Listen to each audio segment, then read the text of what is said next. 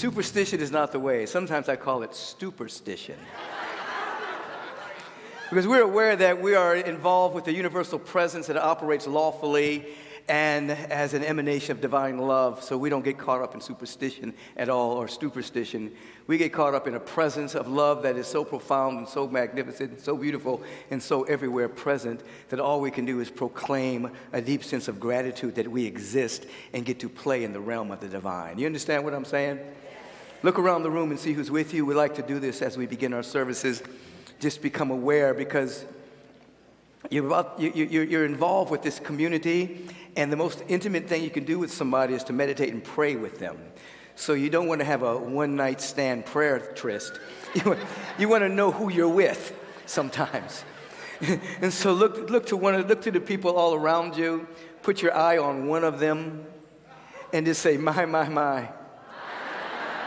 With the light of my awareness, I see who you are. There's just so much beauty in you. This is a real beauty call. There's so much love in you. There's so much joy in you. Spiritual power runs through you. Divine intelligence runs through you. You've got a right and a reason to be here. To set your essence free. To make a mighty difference on this planet and to help change the world for the better. Let's be about this together in the here and now. And so it is. Amen. Touch and agree. If you're here for the first time, that means hug somebody, give somebody a handshake, a high five. But be keenly aware, as we have a soulful intention to be awake and aware to the divinity that's within us, the presence of God that is within us, this omnipresence that is everywhere in its fullness, we have an intention as we come together in community to co-create a living field of love and beauty and intelligence. All of us know, as I like to teach, that we're affected by fields all the time. There's a gravitational force field. There's an electromagnetic field. There are Wi-Fi. There's 5G. There's all kinds of fields that are impacting you throughout the course of your day. But when you come here, you're helping to create a field of love and beauty and intelligence, a field that can even be measured through kinesiology, that the moment you step into such a field, your immune system is enhanced.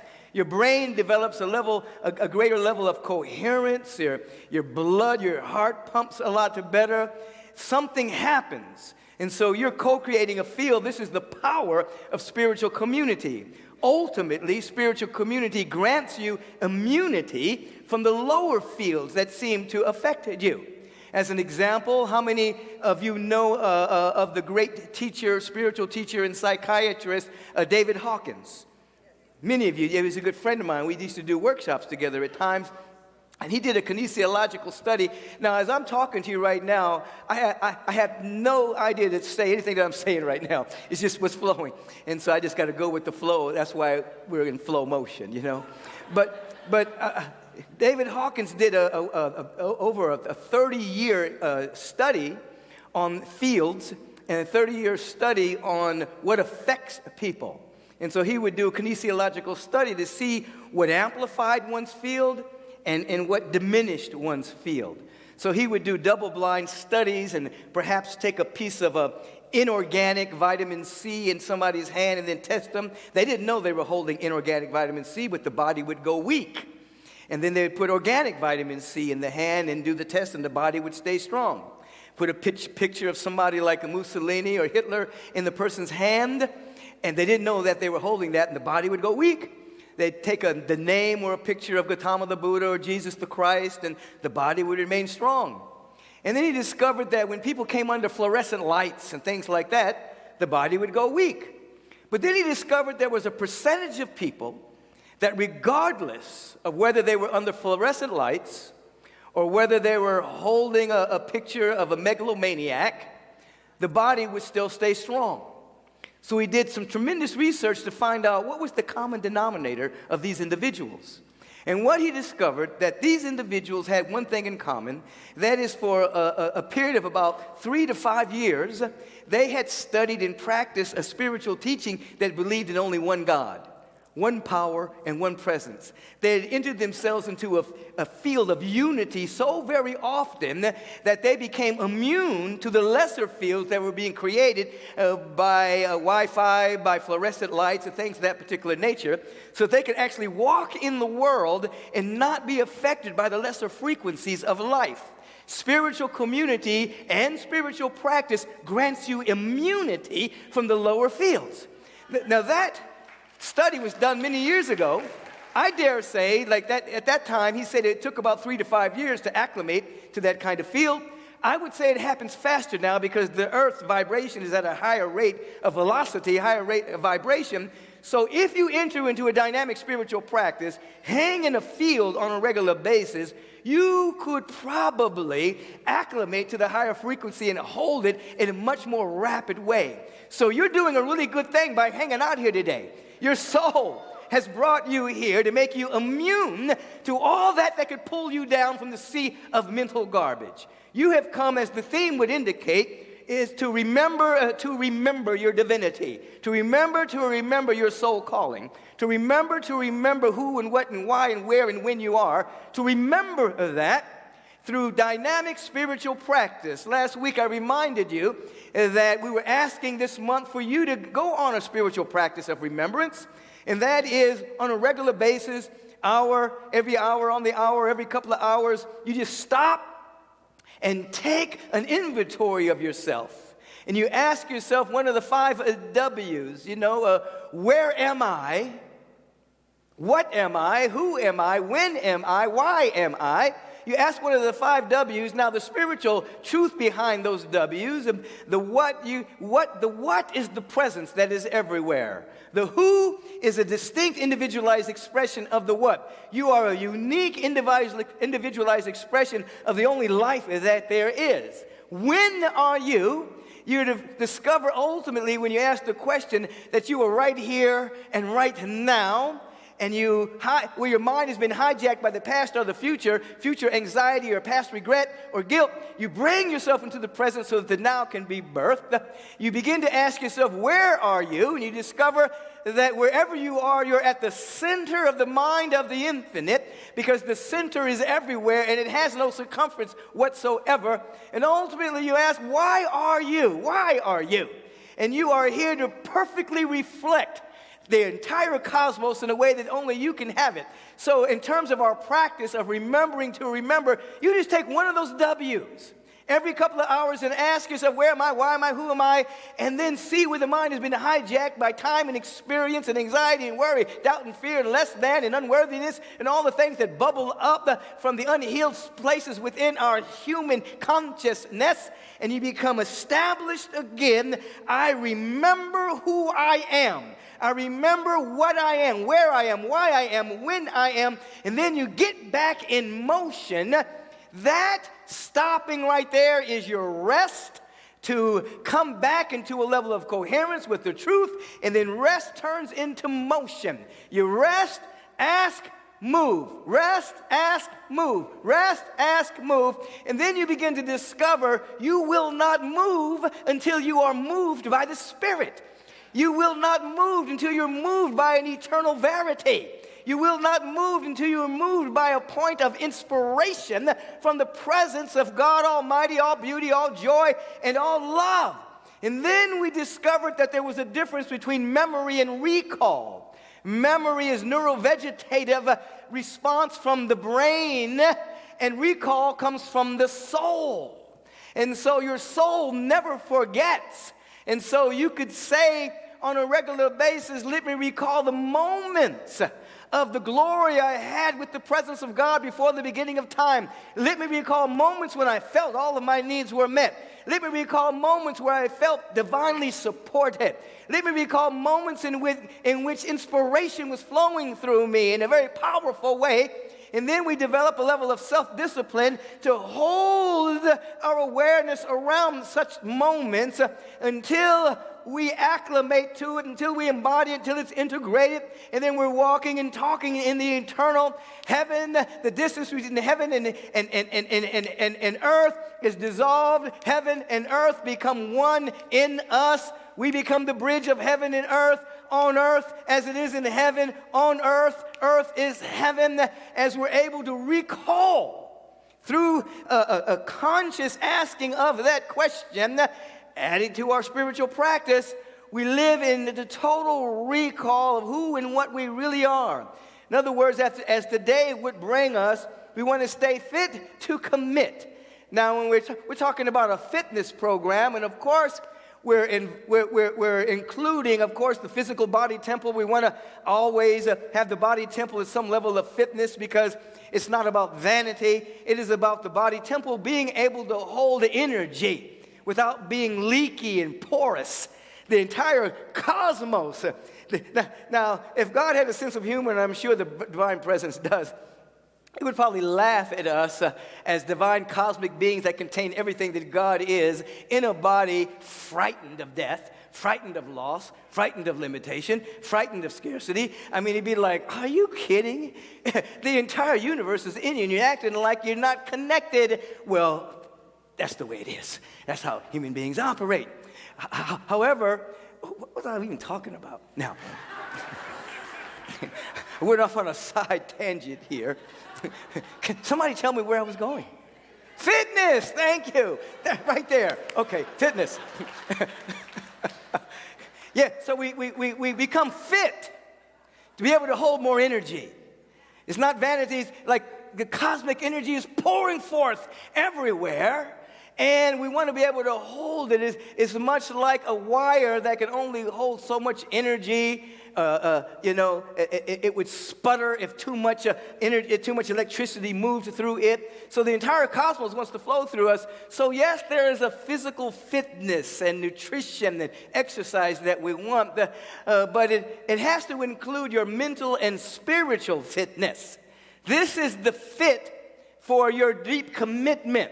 And this is what we're doing here today. You're coming into a spiritual community, having high and holy conversations with people, being with high and holy people. I didn't say pious people. High and holy people, that is people who have an intention to wake up and have a realization of their oneness with God. You have what you call thought for food. You've heard food for thought, but when you come into spiritual and mental fitness, you're asking for thought for food. So you're keeping your conversations in heaven. You're reading and studying something that's giving you great thought energy for your food. The energy, the activation of that high thought of Rumi, of Howard Thurman, of Jesus the Christ, of Gautama the Buddha, of Kuan Yin, of David Hawkins, of whoever, Ernest Holmes.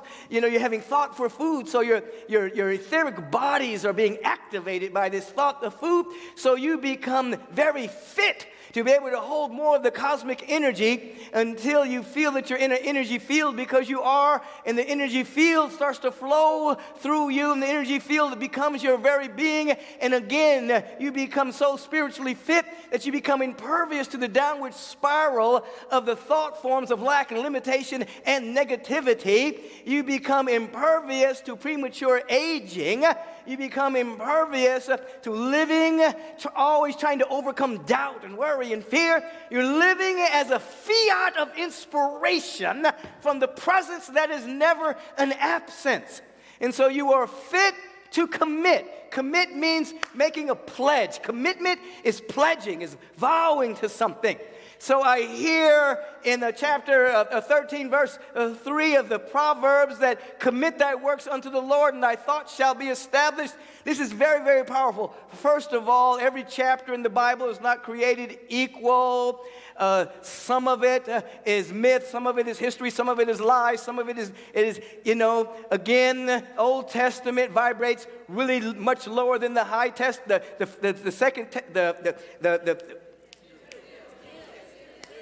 the New Testament, right. The New Testament And it's easy to see because whenever you see God is pissed off, is wrathful, mad at people, has chosen people, then you know that's a low frequency. It's a God made in a human image rather than us being made in a God image. You got that? And so the Proverbs vibrates pretty high. So when we hear commit thy works unto the Lord, first of all, commit is a pledge. It's a vow. You commit your what? Your works. That means stuff you're doing, folks. It's not the sense of enlightenment in which you're just sitting down, contemplating the navel and wanting to be enlightened. You're committing your works unto the Lord, the great law of life. We're going to get to that in a second. And so that means you are discovering your dharma, your way of being in the world. Why are you here? There is something about you, your suchness, your isness, your dharma, your reason, your gift, your talent, your capacity to serve. You are waking up and you're developing a commitment, committing your works unto the great law of the universe, unto the Lord. It's an act of commitment so that your works and what you are giving and what you are sharing and how you are transforming your life and how you are creating this level of excellence within you is not for your ego.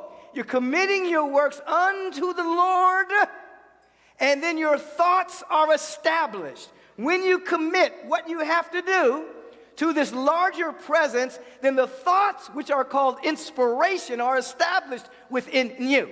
And so when you wake up in the morning and throughout the course of your spiritual questing, you're always asking, what is it that's mine to do? What is my gift to share? What is seeking to express through me? You're living in that dynamic, so you find your dharma and you commit it to the presence. Now there's the Lord and there's the Lord. Capitalized Lord is the great presence that's never an absence. And Lord also means the great law of the universe because the Lord is never separated from its law or its love. So when you're committing your works unto the Lord, unto the great law, then you discover that you become filled to overflowing with divine inspiration. That's the thought emanating from the mind of God. Inspiration pulls you beyond the ceiling that the personality has created. Your personality, which was forged through time and has defense mechanisms and coping mechanisms and all kinds of memories of past experience that make you be somewhat afraid and fitful to walk into the world.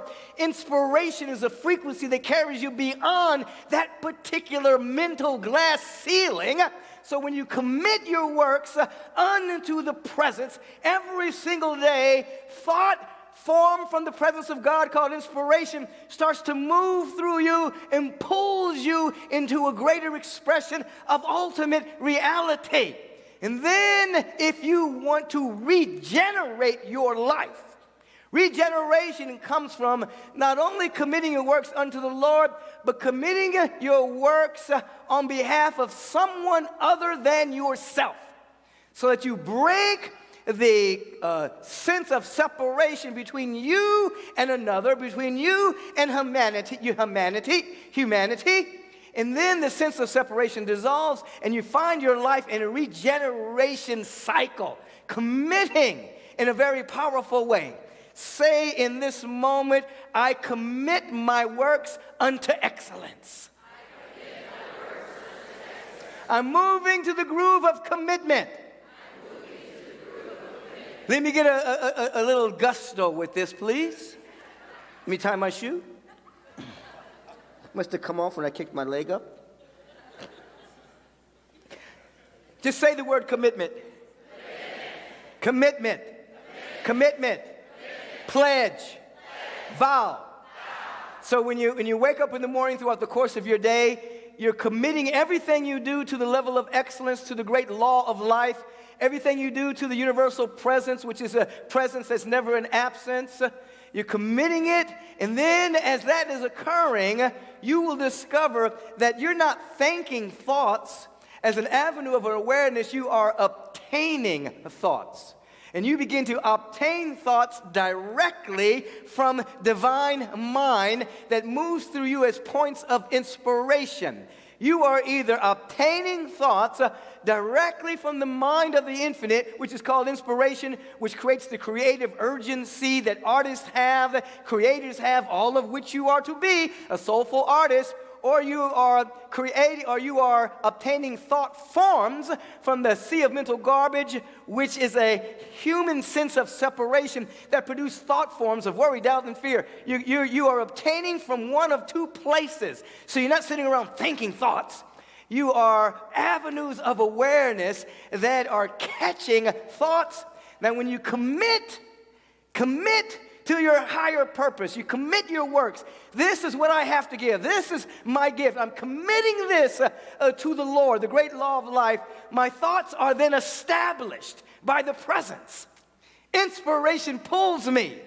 And as I dedicate it to other individuals outside of myself, I have the power to absolutely regenerate myself, which is why service is so powerful, because you're going outside of your own ego, outside of your own self-preservation, and you are serving on behalf of humanity, on behalf of the next person you see, on behalf of someone that you're holding in mind, and the regenerating currents of the Spirit begins to take over your life. This then puts you in league not only with you delivering your dharma, but you begin to see differently. You begin to see a different world. You begin to see the world as it really is, unsullied by the thought forms of a sense of separation that has produced a world of fitfulness and fear and greed and pseudo-power. You see a different world. You walk in it differently. As I said earlier, you become impervious to the lesser pull, the frequency of humanity's obtaining thoughts of not enoughness. Something else begins to happen. Now take a breath right here. Release. Take another. Release. One more. Release. Let's become quiet for a second. And enter into a state where you're fit enough to make a holy commitment. The idea of coming into a spiritual community is not just to get high, but it is to get free. It is to get free. So feel into the fitness, your spiritual fitness to make a commitment. And we're going to do this at two levels. One, if you don't know what your dharma is, your reason for being on the planet, your suchness, your particular gift or gifted area, just simply ask, let my gifted area be made known to me. Let's say that out loud. Let my gifted area be made known to me. Even if you already know it, say it again. Let my gifted area be made known to me. And then allow yourself to commit your gifted area unto the Lord, the great presence and its law, the great law of life that responds by corresponding. Life corresponds to the nature of your song. Life corresponds to the nature of the vibration that you are emitting. Commit your dharma, your way, your works unto the Lord, the great law of life. Just say, I commit. Say it. I commit. My works, my way, my dharma, unto the Lord, unto the law of life. I live in this commitment.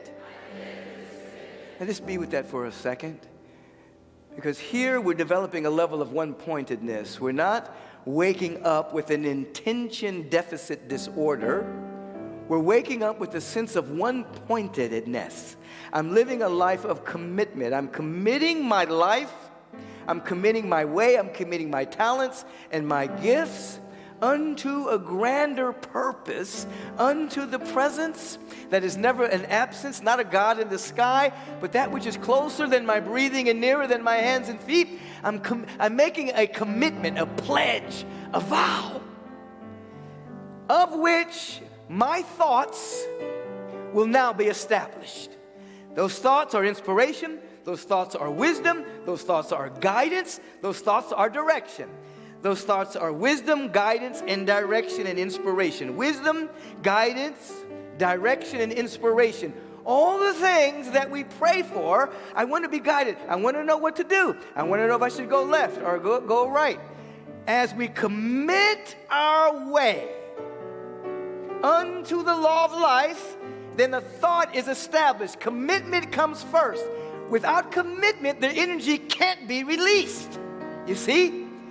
When you commit, energy is then released. So we're committing first. I commit my way. I commit my talents.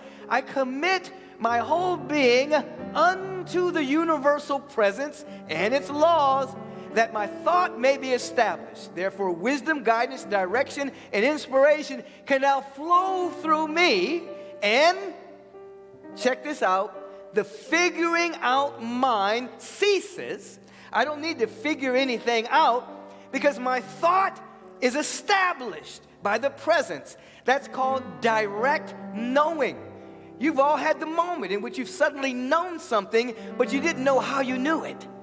It just popped into your awareness. And when you researched it, you were correct. But you didn't know how you did it. You were just going about your business. You were taking a bath. You were driving. You were singing, whatever. And all of a sudden, you knew something. It popped in. That is the soul recalling what it has never forgotten. We have gone to the neurovegetative stage of memory, which is nothing wrong with that at all, but we moved into figuring out rather than allowing our thought to be established by the Lord through our commitment. If you commit, it will be established, but you got to commit first. And so your first fruits of the day, as you enter into gratitude, as you enter into surrender, as you enter into being available for your assignment for today, you enter into, I commit my works, I commit my dharma, my talents and my gifts, not to my ego, not to my self-aggrandizement, but I commit all that I have, all that I was, all that I will be, I commit it to the Lord and the great law of life. I commit it totally. And then something is established in me. I suddenly know things that I don't even know how I know them. I have guidance. And the guidance isn't even logical. It doesn't seem to make sense at times. I see a path open up. And it doesn't track with what I've been taught. But I follow it. And oh my God, the vistas of good that open up.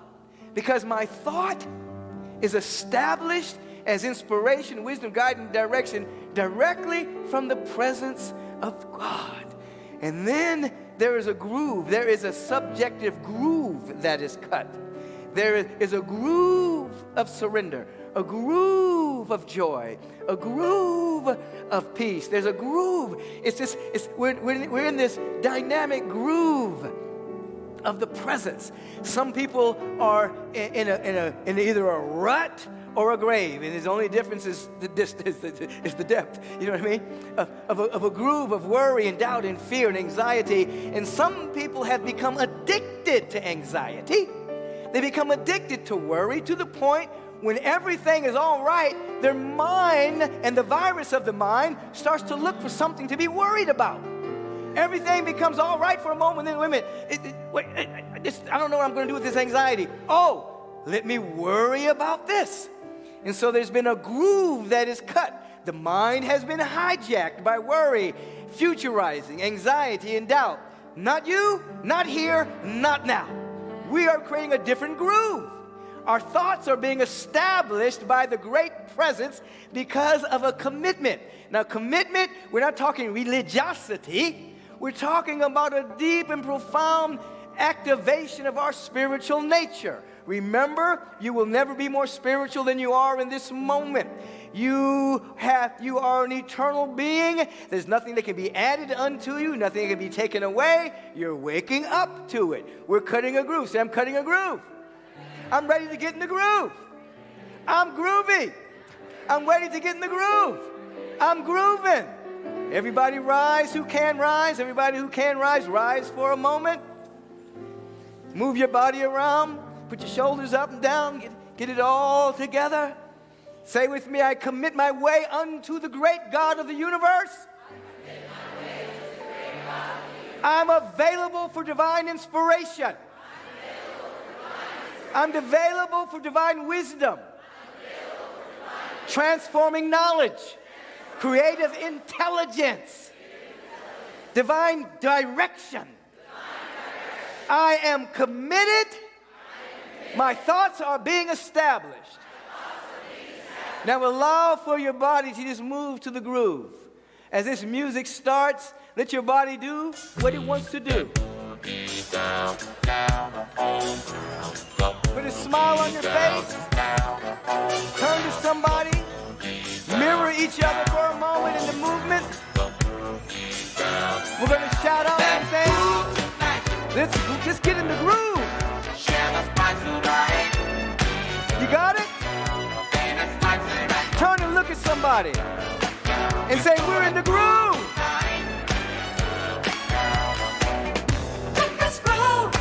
Millennials, how you guys doing over here? Where are my senior folks? Everybody over 75.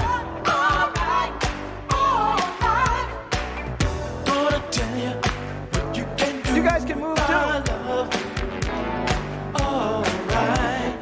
You play this all the time. Somebody scream about it. Scream about it again. Think about something so inspirational to you and scream about it. Now move.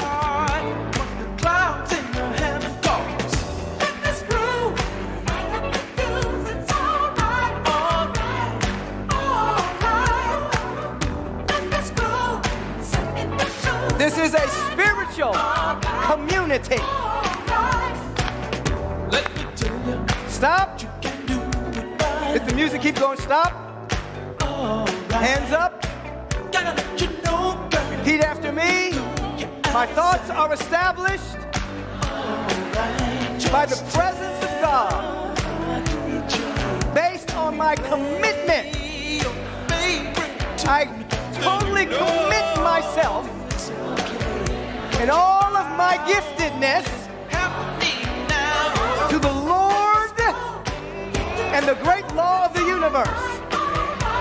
My thoughts of inspiration are established within me right now. I'm guided and directed from the Most High within me. Somebody scream about it. I'll be there after a while if you want my love. Hey, hey, hey. Take a boogie What? on down, What? down, What? boogie on down, What? down, What? boogie on down, Quanta, you got it? down, boogie on down, on down. Julian, you got it? Tonight, share the spice of life. You want to share the spice of life, baby?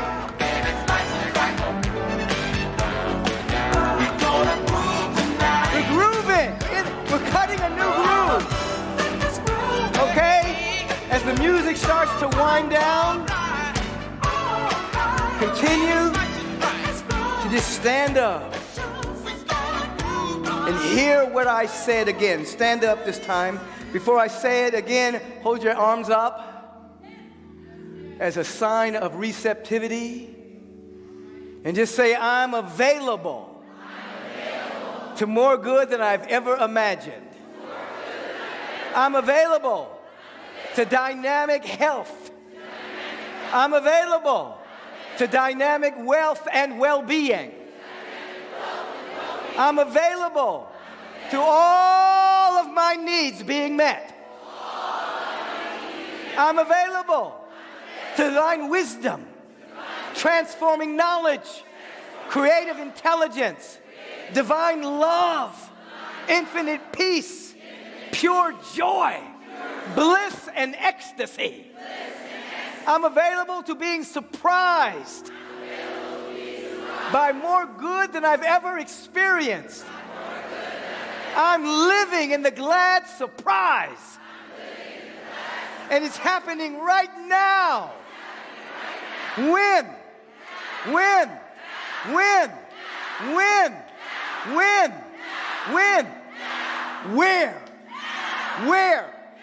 Here. Where?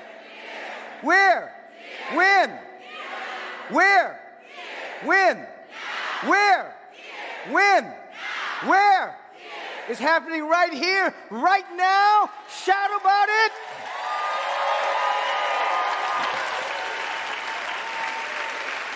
Now, as you're standing up, just keep your hands up for a minute and close your eyes and just hear the transmission for the day. Hear it. You're being called to remember to remember. That is your spiritual practice.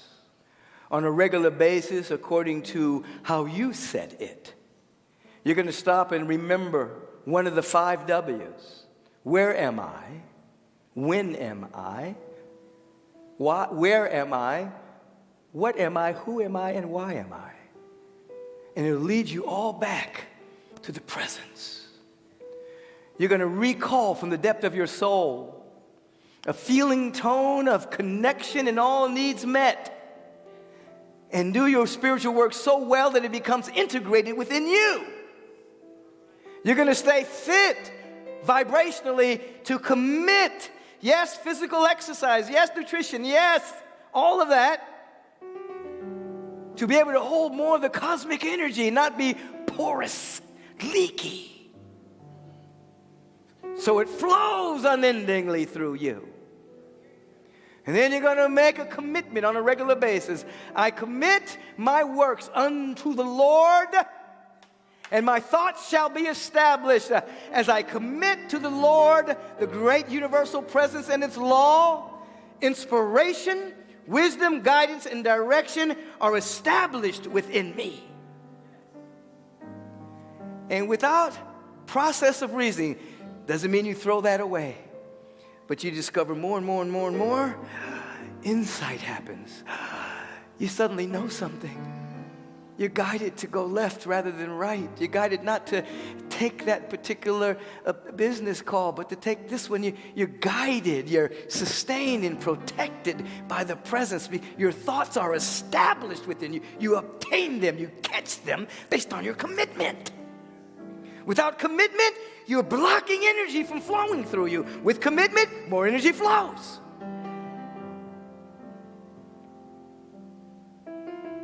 And you're walking always in the direction of your unfolding excellence.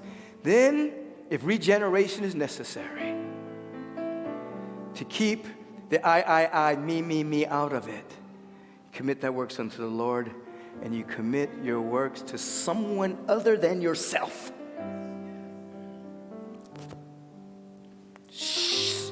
Clears the invisible mental boundary between you and others. We're all one. And as you're committing your works for someone else, including the great presence, you discover that someone else is the presence. The sense of me, my dissolves. Regeneration starts to happen in the mental body, the emotional body, the physical body, the financial body. The body of your affairs start to regenerate because you've come out of anxiety, you've come out of worry, you've come out of fear. The groove that has been cut around fear, doubt, and worry is being replaced by the groove of commitment and the subsequent bliss and ecstasy that comes from such commitment. And the endless energy that wants to flow through you, if you can hold it. If you can hold it. If you can hold it. So you're not going to be a little wire that can't hold a lot of be a powerful conduit of infinite spirit. Oh, I want you to feel this morning. This is what's coming through this morning. This is the way that it's coming through.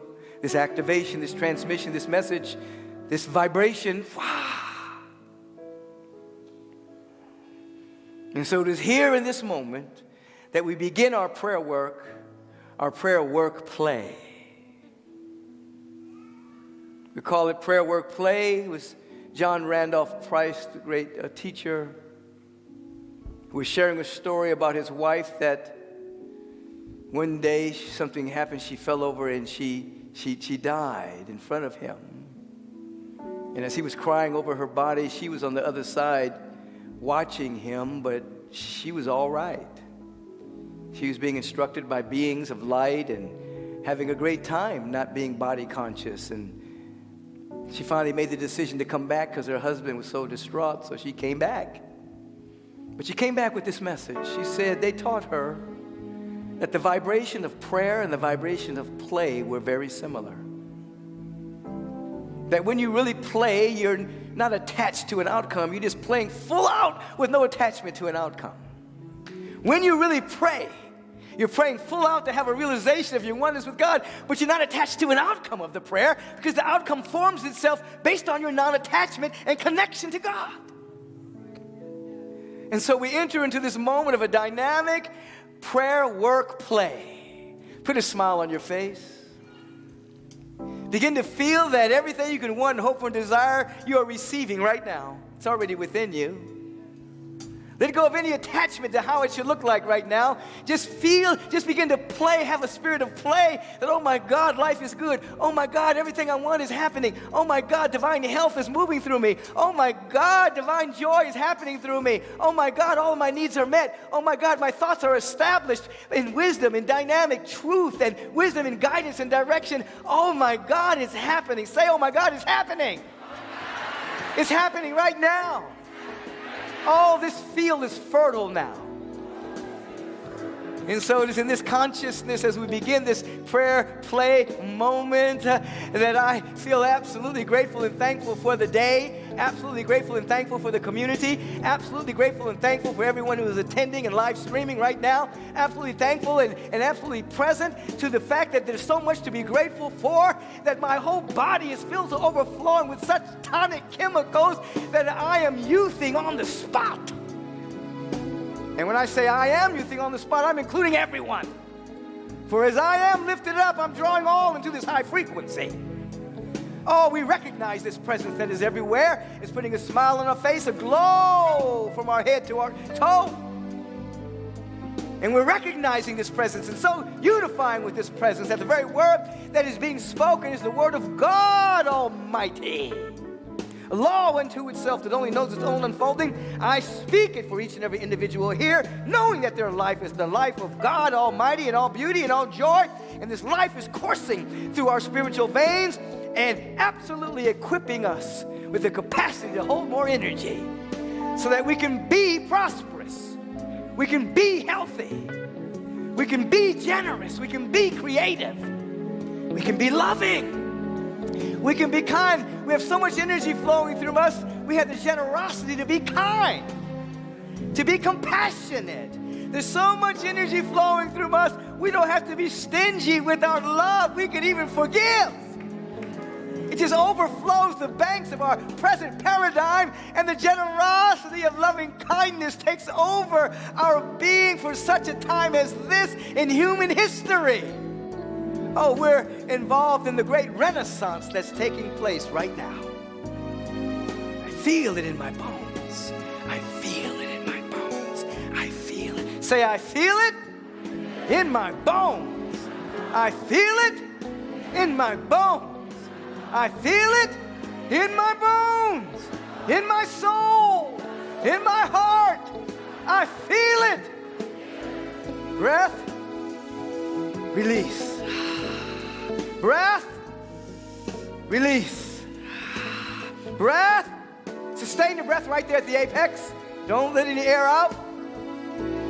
With that feeling of expansion. And as you're sustaining your breath, your nervous system is now acclimating itself around that thought of joy and of harmony and of all needs met. Now release.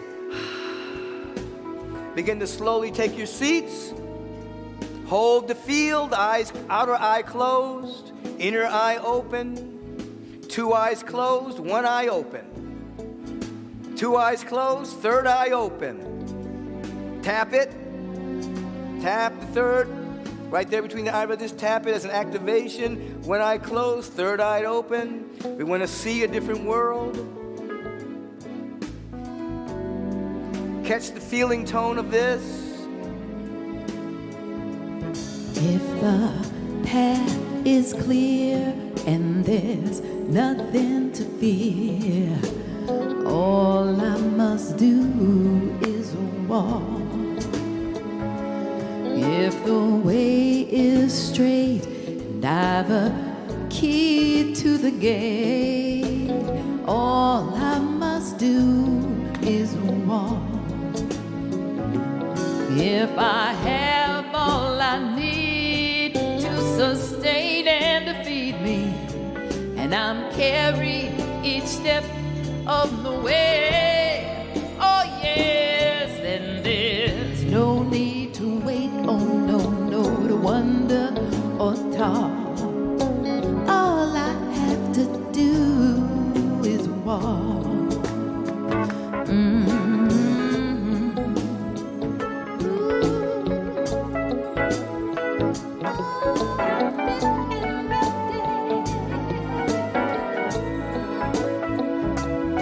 If his arms are around me, catching my fall, all I need do is lean. Yes, then she's shining her light through my soul so bright, I can know what my life really means. It's a moment of glory, so sweet and divine, heavenly secrets unlocked.